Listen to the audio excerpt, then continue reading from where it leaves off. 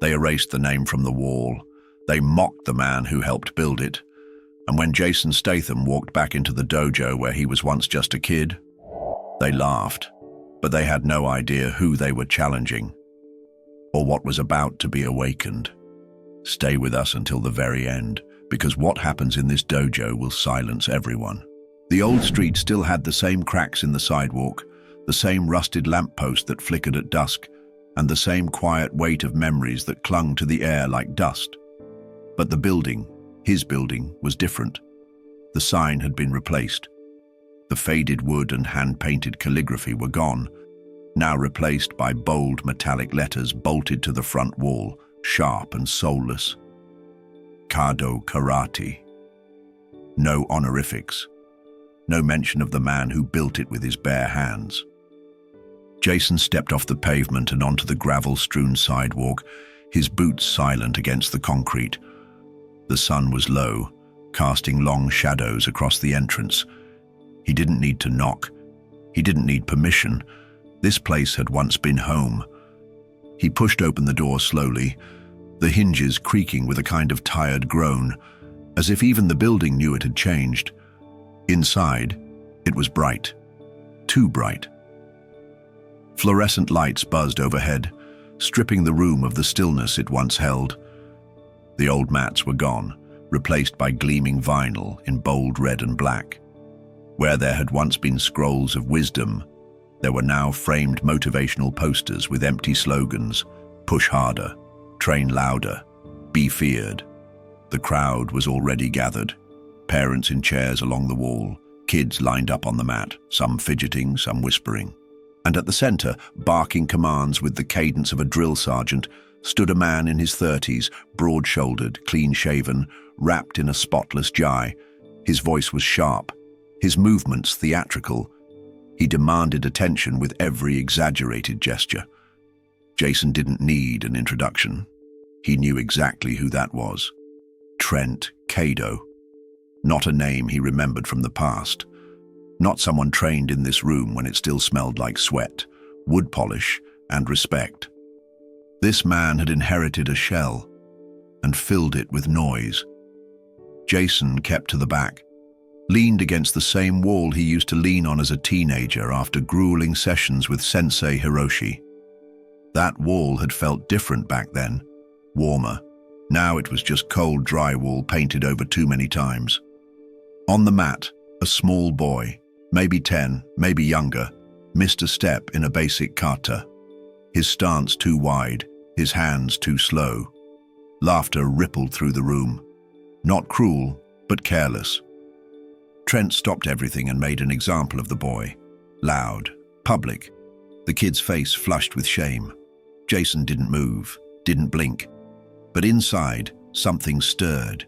That wasn't teaching, that wasn't martial arts, that was theater. The boy stepped back into line, head down, and Jason saw the father, sitting quietly near the edge of the room, arms crossed, eyes low, holding something deeper than pride. Guilt. He looked familiar, not recent, old, a stuntman maybe, years ago. Injuries, cables, dust, blood, and a handshake made on the edge of a rooftop. Jason remembered him. The boy must be his son. There was no mention of Sensei Hiroshi anywhere, no photo, no dedication, no black and white portrait in the place of honor. It was gone, erased, as if the man who had shaped generations never existed. Jason's hands stayed in his pockets, his shoulders relaxed, but his eyes were fixed. Every shout from the new instructor grated like metal on stone. Every smug command carried the scent of performance, not purpose. This place had become a stage. The mats were spotlights. The children were props. He could see it in their movements. Too fast, too stiff, no flow. They were being trained to intimidate, not to endure. To strike hard, not to think deep. No balance, no patience, just noise. The final drill was called. One by one, pairs of students stepped forward. Strikes and blocks, shouts and stumbles. Jason watched, silent, while the man in white paced like a lion around a cage he thought he owned. Then it happened. The sensei's eyes caught Jason standing in the back. Maybe it was his posture. Maybe it was the quiet stillness in his frame. Maybe it was just ego sensing a challenge. Either way, Trent paused. He smirked, said something loud, something to draw attention. Heads turned. Jason didn't flinch. The room shifted. The energy turned. The sensei's tone grew more mocking. Words thrown like stones in a glass dojo. The crowd laughed nervously. A few chuckled outright. The small boy looked over his shoulder, wide-eyed, unsure what to believe. Jason finally lifted his gaze, not angry, not amused, just steady. He hadn't planned this. He hadn't come here to fight. He came because this place mattered, because the man who once stood where that clown now shouted had taught him more about life than any film set or trophy ever could. But this wasn't the dojo he left behind. This wasn't the spirit of Hiroshi. It was noise, and someone needed to bring back the silence. The sensei pointed directly at him, called him out again, louder this time. Laughter rose. A few parents glanced at each other. One muttered something about actors thinking they know everything. Another joked about Hollywood tough guys with glass jaws. Jason stepped away from the wall, slow, deliberate. Not a word spoken, just movement. The crowd leaned forward. Boots against mat, quiet, heavy, final. He stopped in front of the sensei, still not speaking. The sensei grinned wider, still playing for his crowd, but the smile didn't reach his eyes. Jason tilted his head slightly, a single breath, a single shift in his stance, and the room stopped. It was the kind of silence that carried weight, the kind that made people forget to blink, because without saying a word, everyone in that room felt something shift. And just before the silence could settle into fear, the sensei barked, "Then let's see what you've got." Jason didn't speak. He just reached up and began to remove his jacket. The jacket slid off his shoulders in one fluid motion. No rush, no flare, just purpose. He folded it once, then placed it neatly on the edge of the mat. Worn fabric, faintly creased, like everything he carried had seen time, distance, and discipline. His boots followed, carefully left beside the jacket, and then Jason stepped barefoot onto the mat that used to be sacred. His steps were soundless, but the silence in the room deepened.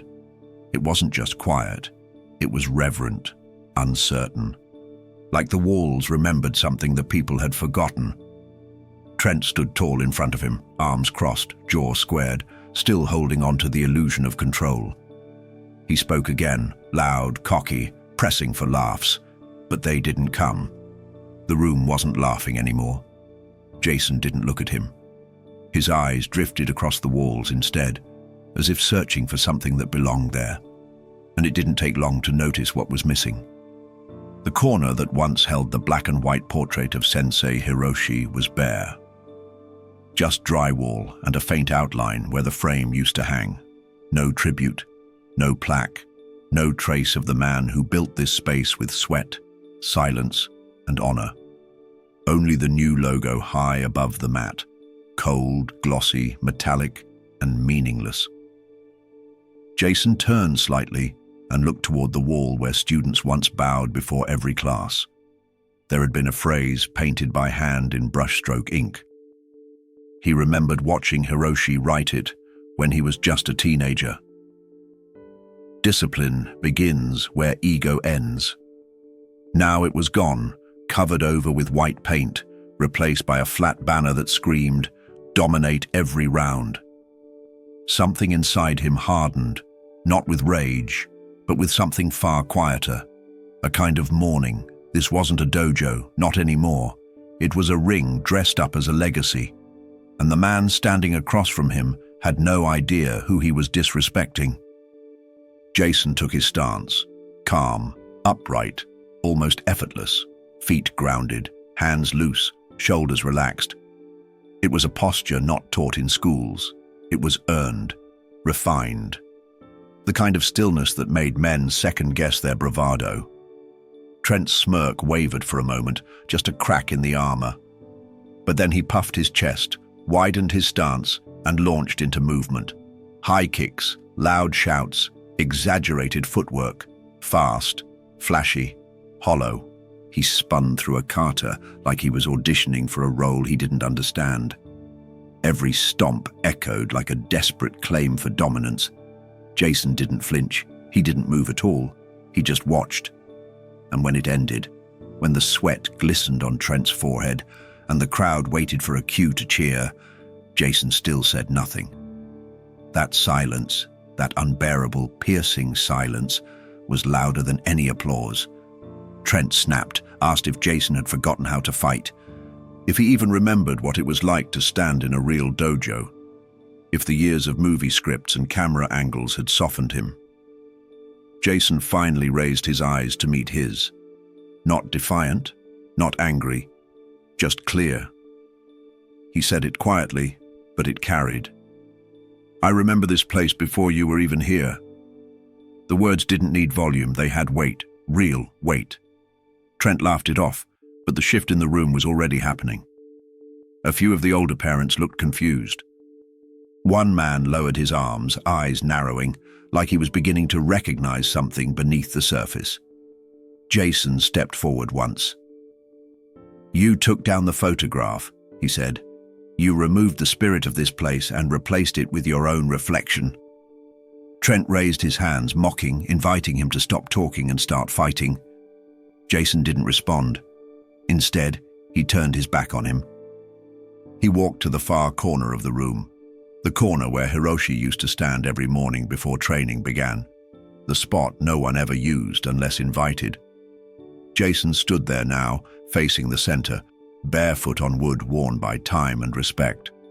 And there, he bowed, not to Trent, to the empty space where legacy used to be. The room held its breath. No one moved, no one spoke. It wasn't performance, it wasn't revenge, it was memory, it was pain, it was principle. Jason returned to the center, took his stance again, and this time, something shifted in his shoulders. The ease was still there, but now there was tension too. A signal, a line had been crossed. Trent lunged forward without warning. He tried to grab, to force, to lead the rhythm.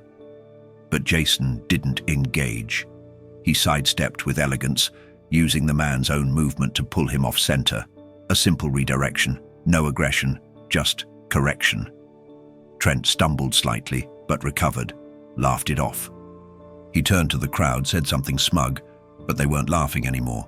Jason waited. No rush. The crowd could feel it now, even if they didn't understand why. This wasn't a performance. It wasn't two men posturing for pride. One of them had something to prove. The other had nothing left to say. And the dojo knew which was which. Jason took one slow breath. Everything was different now. This wasn't about defending himself. This was about defending something that had already been lost. And if it took one final lesson to make them all remember it, so be it. The moment Trent raised his fist again, Jason stepped forward. Not with speed, not with force, but with finality. And the fight began. The space between them was no longer empty, it was charged. Not with noise, not with anticipation, but with something colder, something older, a presence that lingered when true discipline entered the room. Trent moved first, always the aggressor. He threw a high roundhouse kick aimed at Jason's temple, full of fury and precision forged in mirrors, not in trials. But Jason didn't step back. He didn't block. He leaned, just enough, just in time. And Trent's foot sliced through the air where Jason's face had been half a second before. Jason's body shifted like water, not against the force, but around it. No resistance, no tension, only control. And in that motion, he placed one foot behind Trent's planted heel and tapped the back of his calf with silent purpose. Trent dropped, not hard, not violently, but enough to send his pride tumbling down with him. He popped back up, more embarrassed than hurt, his face red with the sting of silence. There was no applause, no cheers, just the creak of his GI as he squared off again. Jason exhaled through his nose, calm, focused. Trent came again, this time with a forward elbow strike, reckless, wild. A flurry of speed meant to impress, overwhelm, dominate. Jason stepped into it. His forearm met Trent's elbow mid-air, redirecting the force downward. In the same breath, he pivoted, slid under the man's shoulder, and locked his arm across his chest. One twist, one step, and Trent was face down on the mat, Jason's knee resting gently at the base of his neck. No pain, no drama, just fact. Jason released him without a word, stepped back, let the man scramble up. The audience still wasn't clapping. Some of them weren't even breathing. The boy from earlier watched from the corner, eyes wide, no longer ashamed of his earlier mistake, only awed by the possibility of something truer than what he'd been shown. Trent stood again, panting now, his bravado frayed. He charged, this time with raw emotion, not technique, hooks, knees, spinning fists, fury without discipline. Jason didn't counter. He let him burn it all out. He stepped around, ducked under, deflected each strike with effortless economy. No wasted motion, no ego, only balance. And then he struck. One low kick to the thigh, clean, brutal, enough to buckle Trent's stance. Another, same spot. Trent grunted. His foundation crumbled. Jason moved to his side, slipped in behind. A sharp elbow clipped the ribs. A subtle sweep took the leg. And Trent fell again. Harder this time. His hand slapped the mat involuntarily. Still, Jason didn't follow up. He waited, let the man rise one more time. The crowd no longer saw a teacher. They saw desperation clothed in ceremony. Jason stood in place, and Trent, limping now, fists shaking, ego shattered, roared in frustration and rushed forward one last time. Jason let him come. At the final step, Jason shifted, just slightly, trapping Trent's wrist mid-swing and using his momentum to turn him sideways. His left hand pressed against the back of Trent's shoulder, guiding him downward. And with his right elbow, Jason tapped the base of his spine. Not hard, not vicious, just precise. The kind of strike that didn't need to scream to leave a scar. Trent hit the ground flat, no roar, no scream, just breath knocked out of him. His arms twitched, his mouth opened, but no sound came. Blood from his nose drew a thin red line across the mat, and Jason stood still. No pose, no smirk, just stillness. A few in the crowd finally understood what they were witnessing. This wasn't acting, this wasn't entertainment. It was correction. The kind of correction that comes when noise forgets its place and silence decides to speak. Jason stepped away from the fallen man. The boy in the corner sat straighter. His father's hand, resting on his shoulder, trembled just enough to reveal the depth of what they felt. And then, Jason spoke. Not to the man on the floor, not to the crowd, but to the space, to the ghost of Hiroshi. One sentence, soft, honest. He said it like a vow reborn.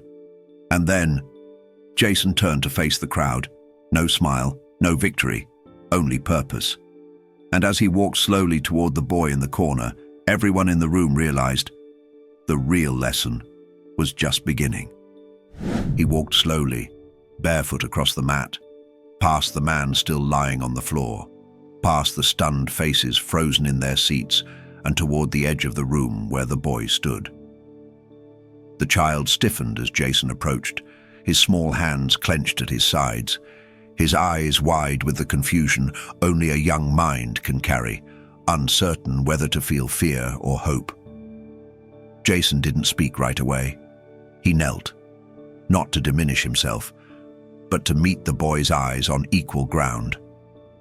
And then, without fanfare, without performance, he reached out to the child's left foot and gently adjusted its placement. He tapped the boy's knee once, guiding it to bend, then lifted his arm, not to strike, but to shape his stance. It wasn't just instruction. It was restoration. The dojo had forgotten what teaching looked like. Now it remembered. Behind them, the room remained silent. The sensei still hadn't risen. His breath was shallow, but steady. His pride had broken long before his body. Jason stood.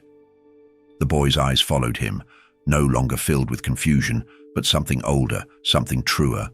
A seed planted, not in violence, but in example. Jason turned back toward the wall. The empty wall. The place where Hiroshi's photo once hung like a guardian over every lesson, every bow, every drop of sweat that hit the mat. Jason walked to it, the outline of the frame still faintly visible beneath the fresh coat of paint. As if the wall itself hadn't agreed with the erasure. Jason reached down and picked up a towel, clean, folded, untouched. With it, he wiped the dust from the wall. Then he reached into his jacket, where something had been folded into the inner pocket all this time. A photograph. Old. Worn at the corners. Slightly creased. Hiroshi, standing tall, arms crossed, eyes filled with both patience and warning. The man who taught Jason how to strike, and more importantly, when not to. Jason pressed the photo against the wall and taped it there with the same deliberate care he gave everything else. No applause followed. No one moved. It didn't need fanfare. Above the photo, he took a small piece of white tape, the kind used to mark lines during training, and pressed it into the wall just above Hiroshi's head. And on it, he wrote, "Respect comes before strength, and strength means nothing without silence." He turned. Faces stared back at him, not with the amusement they once carried, but with reverence. Jason didn't bow. He didn't need to. He walked across the floor, slowly, with the kind of weight that doesn't come from force, but from presence. Trent had risen to his knees now, shoulders slumped, head down. His eyes were glassy, not from pain, but from something deeper. Exposure. Jason passed him without a word. He had already said everything he needed to. By the time he reached his boots, the boy had followed. Not with hesitation, but with certainty. Jason handed him the towel, nodded once, and let the moment rest in silence. The boy looked down at the towel, then up at the wall where his new sensei now stood. Not in front of a crowd, not for attention, but as a symbol of something worth becoming.